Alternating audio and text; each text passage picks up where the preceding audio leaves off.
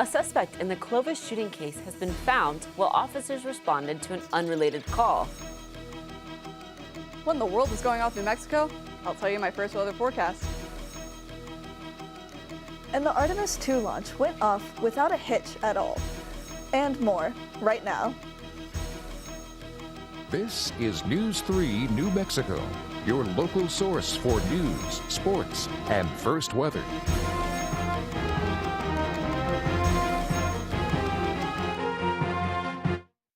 Welcome back to News 3 New Mexico. I'm Erica Cook. And I'm Alyssa Munoz. Thank you so much for watching. We have an update to the shooting that occurred on March 22nd in Clovis that left multiple people with various injuries ranging from minor to life-threatening, as well as leaving a 21-year-old female dead at the scene. On March 30th, one of the three suspects in the case, 19-year-old Caleb Josu Moreno Ponce, has turned himself in and is now facing charges of murder, accessory to commit murder, 5 counts of shooting at a dwelling or occupied building, 6 counts of aggravated battery with a deadly weapon, and tampering with evidence. That same day, another suspect, Daniel Gutierrez, met with investigators following interviews with the suspects. An arrest warrant was generated for 18-year-old Enrique Padilla.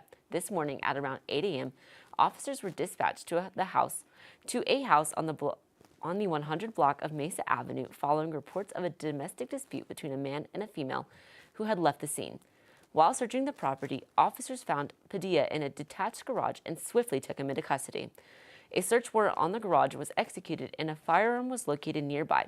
Padilla now faces charges of murder, accessory to commit murder, 5 counts of shooting at a dwelling or an occupied building, and 6 counts of aggravated battery with a deadly weapon.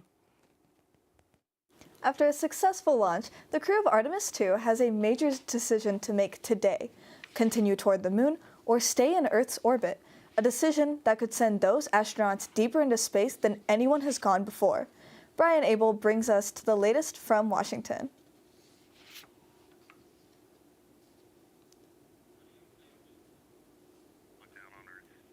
What a view for the 4-astronaut crew of NASA's Artemis II. Safely into space after a successful launch of its historic mission. And liftoff.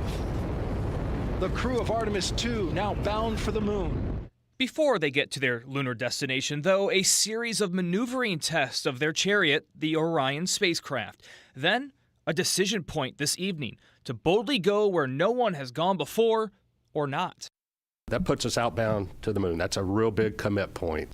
If they do choose to continue, the roughly 6-minute translunar injection burn will increase Orion's velocity by about 900 miles per hour, propelling the capsule out of Earth's orbit toward the moon, then slingshotting it around our closest universal neighbor, where the crew will be in a space league of their own.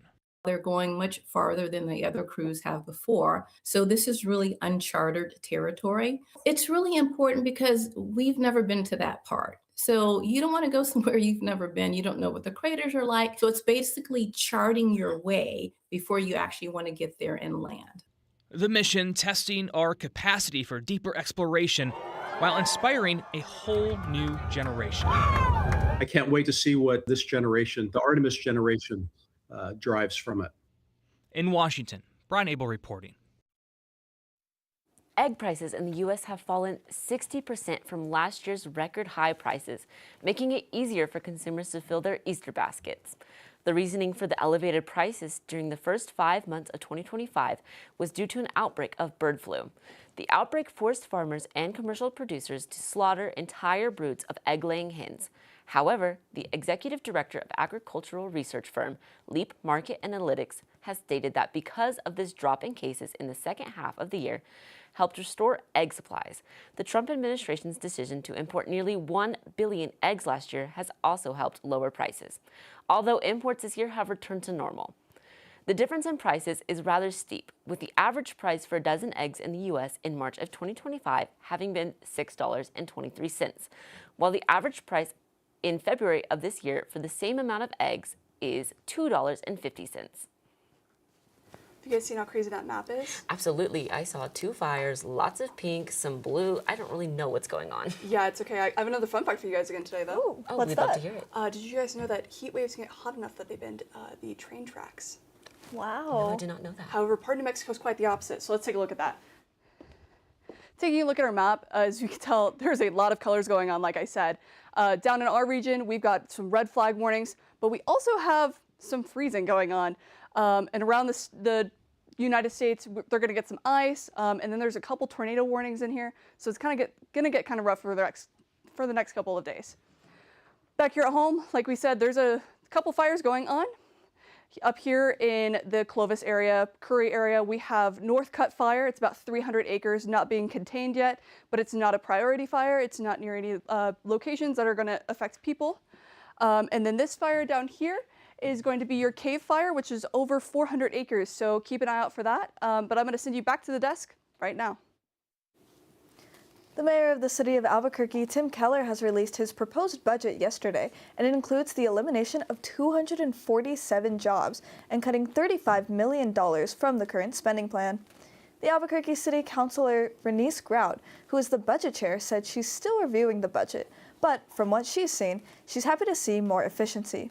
She was quoted stating, "I just barely started going through the budget, but I'm pleased that they did make some cuts. I think it's important that we all tighten our belts and make some much-needed changes."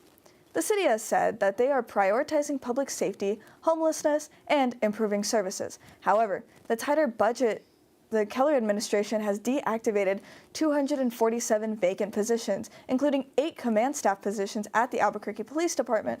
Plans are in motion to divert money to 100 police service aides, as well as $2 million for Albuquerque community safety to double its staffing, $500,000 for motel vouchers, and $400,000 to address behavioral health for low-level nonviolent crimes.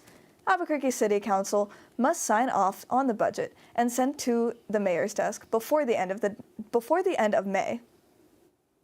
The Albuquerque Police Department is investigating a fatal shooting that happened overnight near Fox Memorial Park.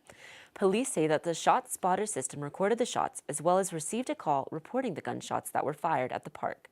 When authorities arrived, they found a man deceased at the scene with gunshot wounds. APD officers have detained one person for questioning, and the investigation is still ongoing. Coming up after the break, Kat will have her full weather report. But first, let's take a look at today's financial market.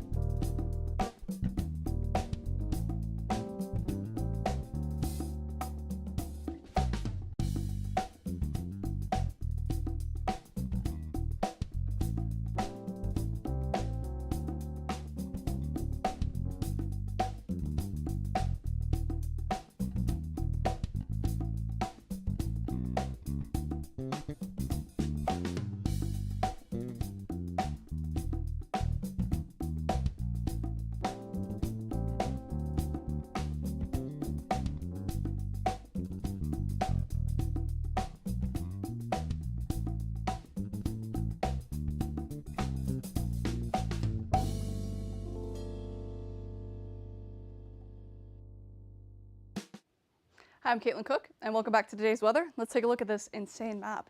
So behind me, like I said earlier, we've got a lot of colors on the map, but we also have a lot of storms going on, which is really nice for us. But back here at home, we have a tiny bit of rain that's going to come down this way into Albuquerque and a couple speckles in Texas. Not a lot of precipitation for us, though.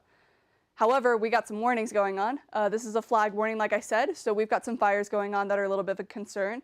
Hopefully they're going to get them out, but that's why flag warnings are relevant to us.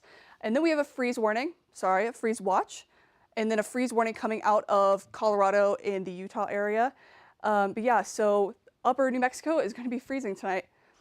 Taking a look at today's wind speeds, we are getting up to 30, 40 miles an hour in some of the parts of the state. So if you have anything valuable that can fly away, you're going to want to tie that down. And it looks like it's going to stay like that for the rest of today and into tomorrow. We're going to be pretty windy. Looking at our current temperatures, down at home, we're going to stay pretty warm in the 80s, but looking at those freeze temperatures, Farmington's going to be 66, Gallup's going to be 61, Ratone's going to be 65, Santa Fe's going to be 66, and you're like, that's not freezing. I'll show you in just a second after this. Like I said, down at home, we're going to be in the 80s with Clovis 79, Lubbock 84, Hobbs 82, and Roswell at 85. So we're going to stay pretty nice and warm here. Tomorrow night's lows, this is where the freezing temperatures are coming in. Farmington's going to be 27, Gallup's going to be 20, Santa Fe's going to be 30, so they're going to be pretty cold, but water probably won't freeze there. Ratone's going to be 26. And then closer here at home, we are going to stay in the 40s. It's going to get nice and chilly tonight, so you're going to want to wear a coat. Portales is going to be 42, Clovis is going to be 40, so it's going to get nice and chilly like I just said. Tomorrow's highs, up north is going to stay pretty cool tomorrow. It's going to be 57 in Farmington, 57 in Gallup, 61 in Santa Fe, and 65 in Albuquerque. Coming back home, we're going to be in the 80s tomorrow. We're going to be 83 in Portales, 82 in Clovis, and 86 in Lubbock. Tomorrow's lows, they're going to stay pretty cool again up north, but we are not going to be as cold. Farmington's going to be 36 with Gallup at 32, so Gallup looks like they're going to be the only one freezing tomorrow. And then closer to home, we're going to be in the 50s tomorrow evening. Taking a look at our 7-day forecast. Like I said, you're going to see everywhere a drop this weekend. Today was pretty nice and warm. Tomorrow's going to be 86, and then into the rest of the weekend, Roswell is going to drop into the 60s and jump back into the 70s on Wednesday. Tucumcari is going to be pretty warm tomorrow with 79. It's going to drop this weekend into the 60s and then go up into the 80s through the week. Carlsbad is going to be 90 tomorrow, 71 on Saturday, and then drop into the 60s on Tuesday and back into the 80s on Thursday. And then Portales is going to do the same. It's going to be 83, nice and toasty tomorrow, drop into the 60s this weekend, and go back into the 80s through the rest of the week. So looks like it's some perfect weather for flying our kites and Easter egg hunting this weekend. It's going to be nice Easter egg hunting weather. Hopefully we won't get a sunburn. It's going to be nice and cool outside this weekend, so it's going to be really nice Easter. Absolutely. So we'll see you back after this quick break.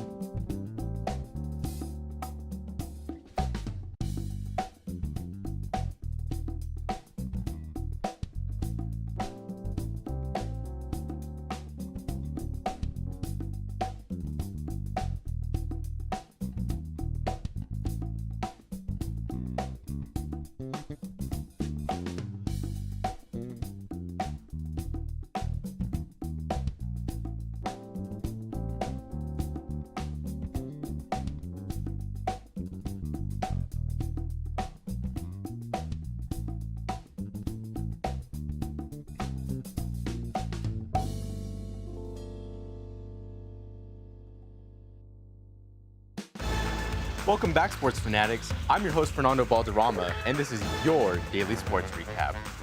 Getting into the main headline over this past week in the sports world, the 5-time Masters winner Tiger Woods was arrested on multiple charges, with the main charge being a DUI last Friday. Woods, who was booked into Martin County Jail, blew a 0.00 in both of his breathalyzer tests, but refused a urine test, which resulted in a charge. After Woods was placed under arrest, authorities found 2 white pills inside Woods' left side pant pocket, which were later identified as hydrocodone, a prescription pain relief opioid. This is the second time that the profound golf player has been arrested in the last decade, as he was arrested for another DUI back in 2017. With this incident happening so close to the upcoming majors, Woods has announced that he will be stepping away, stating, I know and understand the seriousness of the situation I find myself in today, also saying he is to seek treatment. Well, I guess there goes my pick to win the Masters this year. Speaking of the Masters, the world-famous golf tournament actually starts in a week on April 9th and runs through the weekend ending on April 12th.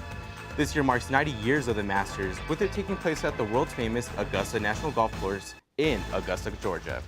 The favorite to win it all this year is Scottie Scheffler, as he will attempt to run it back and win the whole thing again as he won it last year. A win would net Scheffler his third green jacket in 4 years and making him the 9th player ever to win 3 or more Masters titles. It should be an extremely exciting event that I am 100% looking forward to. I'm not sure about you, but I cannot wait to kick back and watch the Masters next weekend while enjoying a lovely pigmento sandwich with a good old Arnold Palmer.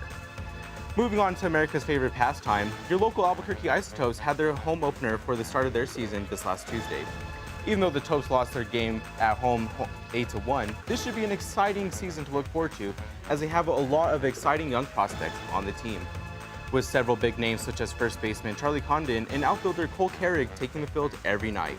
In case you didn't know, the Isotopes are the AAA affiliate for the Colorado Rockies. The Topes were founded in 2003 following the relocation of the Calgary Cannons, and funny enough, the team got its name from an episode of The Simpsons. Boy, I cannot wait to go out to Albuquerque this summer to catch a series watching our Isotopes. Speaking of baseball, we have our very own Owen Giesler at the field right now. Hey guys, right now it's a little windy right now. My name's Owen Giesler. We're here at the EMU baseball field. It's a little windy, but this is perfect weather for baseball in Portal. So right now we have a game between St. Mary's and Eastern Mexico University. Eastern, after winning 3 out of the 4 games against Oklahoma Christian, Eastern is 13-21, while St. Mary's is 18 in the nation, as they are 25-9 as a whole for their conference. So last week they took 3 out of the 4 games for Oklahoma Christian last week.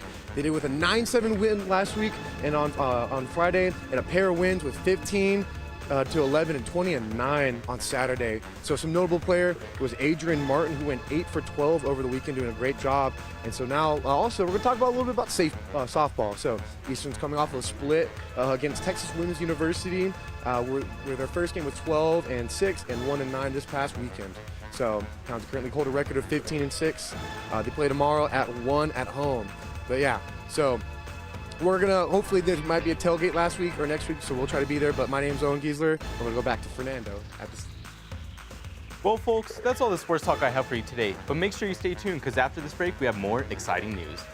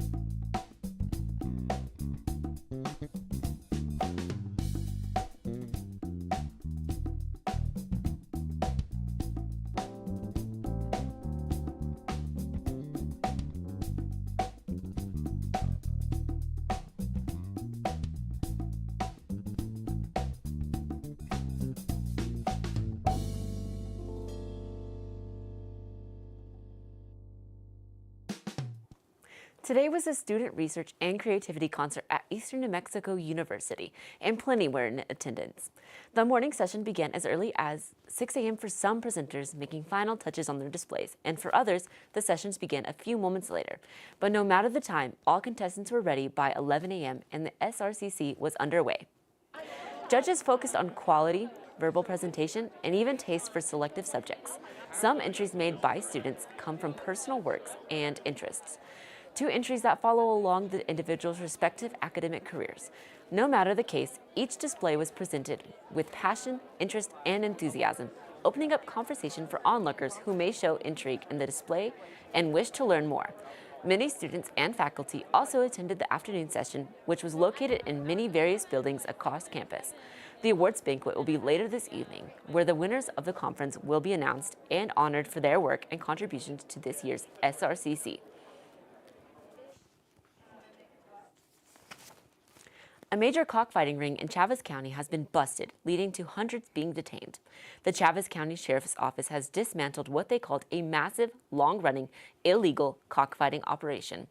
The investigation that started last Saturday has led to the detention of over 100 individuals and the identification of 3 primary suspects. The scene became chaotic when deputies arrived on the scene and 20 individuals fled on foot. However, all that fled were apprehended. By Sunday morning, Under Sheriff Isalas confirmed that more than 100 attendees to the event have been detained and identified, some of which being local business owners, along with the seizure of live roosters, specialized cockfighting equipment, laptops, hard drives, and financial ledgers. Due to the size of the operation, the CCSO has requested assistance from surrounding agencies to help manage the investigation. Have you been wanting to encourage and support young artists, or at least see the adorable art of young students? Well, you're just in luck. Carlsbad Municipal Schools has partnered with their local museum for a Carlsbad student art show. Elementary students, all from Carlsbad, and middle school students from the Jefferson Montessori Academy submitted all types of artwork, such as painting, pottery, and drawings. Elementary students' artwork will be showcased in the museum Tuesday, April 7th from 3:30 to 5 p.m. The middle school students' art will be showcased April 29th from 1 to 4 p.m. If you can't make these events, don't worry. The art will be displayed until May 12th. If you are interested in seeing the events, the Carlsbad Museum is located on 418th East Fox Street. For more information, call 575-887-0276 or email museumstaff@cityofcarlsbadnm.com. New Mexico Governor Michelle Lujan Grisham ordered that 8 different dates, buildings, and natural resources shall be named after her in her honor as a symbol of her unprecedented accomplishments as governor of New Mexico. These items include the new executive building, the Department of Transportation, the Opportunity Scholarship, the Universal Child Care Program, her birthday, October 24th, to be a state holiday, January 6th, her brother's birthday, to also be a state holiday, renaming Pope Joy Hall, and finally, and most shockingly, the Rio Grande. This order came yesterday as part of her supposed April Fool's joke and can be found on her official Facebook page at Governor Michelle Lujan Grisham. After the break, we'll see who the pet of the day is. And take one last look at the weather.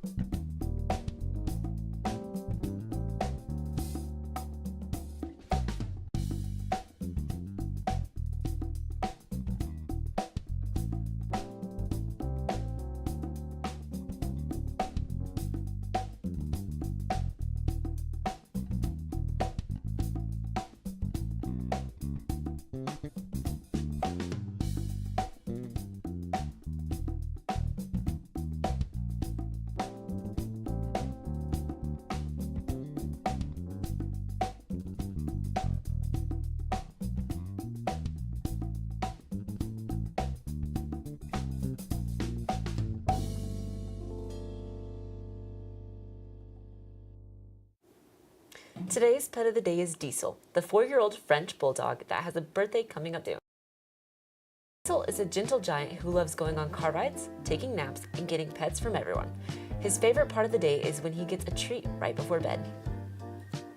If you would like to see your pet on news, send their name, age, and something you love about them to news3nm@enmu.edu.